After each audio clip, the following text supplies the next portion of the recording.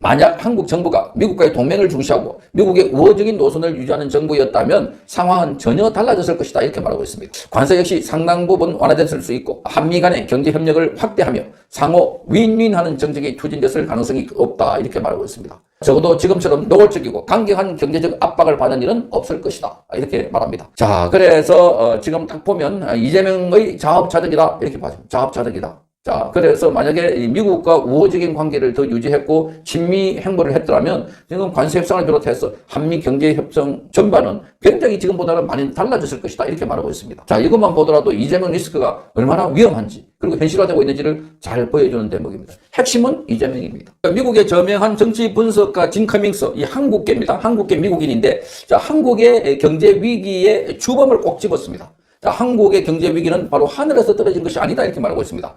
지금 정부에 앉아있는 반미, 친중, 친북 노선, 반시장 정책과 권력 연장을 위해서 자, 경제를 도구로 쓰고 있는 세력들이 만들어진 인재다 이렇게 말하고 있습니다. 자, 권력 연장을 위해서 정책들을 경제 도구로 쓰고 있다는 겁니다. 자, 이게 지금 인재다라고 하고 있는데 그 핵심 인물이 바로 이재명 으로 지목하고 있습니다. 미국을 배신하고 미국 기업을 탄압하고 미국의 신뢰를 훼손해 놓고도 미국이 가만히 있을 것이라고 믿었다면 그건 무지이자 위험한 망상이라고 지적했습니다. 자, 쿠팡을 어떻게 대는지 보라 이렇게 말하고 있습니다. 자, SK텔레콤 정보 유출, 국가정보원 화재로 국민정보가 유출됐을 때 가만히 있던 세력들이 유독 쿠팡에 대해서만 붕괴하는 이 극단적인 이중성에 나를 침을 뱉는다 이렇게 말합니다. 자, 기업의 부주의는 손해배상으로 책임을 물으면 될 것이지 CEO를 불러가지고 앉혀놓고 공개적으로 소리를 지르며 모욕하고 정치적으로 이용하는 일은 용납할 수 없는 일이다 이렇게 말하고 있습니다. 더욱이 이제 이재명 정부의 쿠팡에 대한 사기극이 드러나고 있다 이렇게 말하면서 이건 규제가 아니다 이렇게 말합니다. 규제가 아니다. 미국의 눈으로 보면 이는 미국 기업에 대한 공개적 급박이자 미국을 향한 정치적 도전이라고 말하고 있습니다. 자, 쿠팡은 이미 한국 기업이 아니라는 겁니다.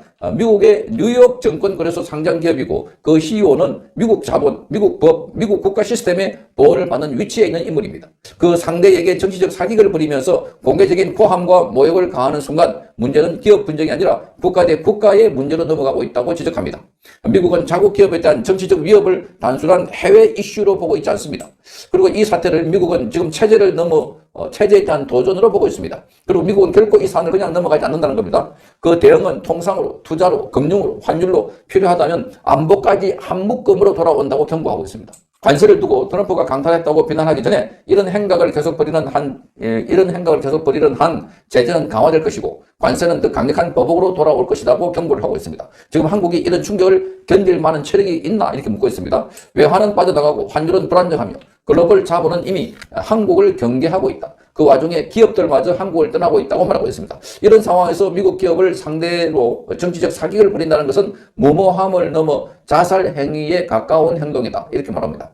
자, 그러면서 분명히 말한다고 하면서 한국 경제를 무너뜨린 주체는 미국이 아니고 그 원인을 만든 것은 이재명 정부와 그 주변 세력들이다. 핵심은 이재명 정부와 그 주변 세력들이다. 자, 그리고 앞으로 이런 식으로 미국의 반기를 드는 행위는 결코 한국 경제에 아무런 도움이 되지 못하면 물론 더 큰 경제 제재로 돌아올 뿐이란 사실을 명심해야 한다. 이렇게 말하고 있습니다.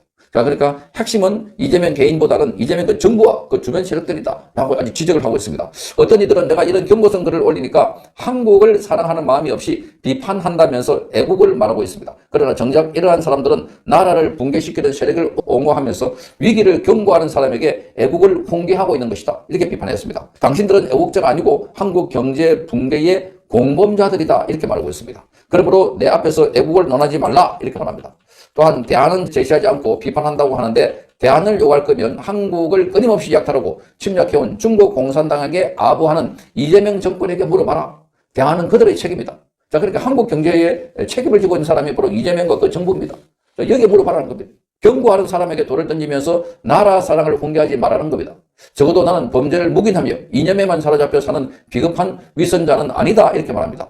자, 트럼프 행정부와 공화당 인사들이 이재명 정부를 향해 얼마나 강한 분노를 품고 있는지를 똑똑히 보기 바란다라고 하면서 지금 왜 한국이 관세 폭탄과 심각한 경제 위기를 동시에 맞고 있는지 그 원인이 왜 이재명 정부에 있는지 분명히 알아야 할 것이다 라고 하면서 로버트 오브라이언은 트럼프 1기 행정부에서 27대 미국 대통령 국가안보보좌관을 지냈고 현재도 공화당 싱크탱크 보수 외교안보 네트워크에서 활동하면서 트럼프 노선 특히 대중국 강경, 미국 기업 보호를 일관되게 지지해온 인물입니다. 자, 로버트 C. 오브라이언이 전 미국 대통령 국가안보보좌관이 올린 글을 진 커미서 소개를 하고 있습니다. 그 글을 다시 읽어드립니다. 자, 로버트 C. 오브라이언의 글입니다. 나는 한국과의 무역 관계를 재균형하기 위해서 많은 노력을 기울여왔다. 그런데 한국이 미국 기술 기업을 겨냥함으로써 그의 노력을 스스로 훼손한다면 그것은 한국에게 매우 불행한 일이 될 것이다. 국회의 쿠팡에 대한 공격적인 표적화는 공정거래위원회의 추가적인 차별적 조치와 미국 기업들을 겨냥한 더 광범위한 규제 장벽을 여는 신호탄이 될 것이다.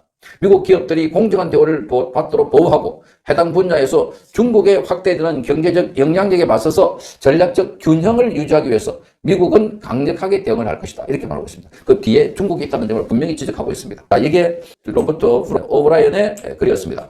계속해서 커밍턴이 이렇게 말합니다. 미 공화당 하원 의원 수십 명은 7월 관세 협상이 진행되던 당시에 이재명 정부의 미국 기업 규제를 차별적이고 정치적인 조치로 규정했습니다. 그리고 백악관에 공식적으로 문제를 제기했다고 합니다. 이들은 이재명 정부가 중국의 이익을 돕는 방향으로 움직이면서 미국 기업에는 부당한 규제를 하고 있다고 판단했다는 겁니다. 이에 대해 트럼프 행정부의 강력한 대응을 공개적으로 요구한 겁니다.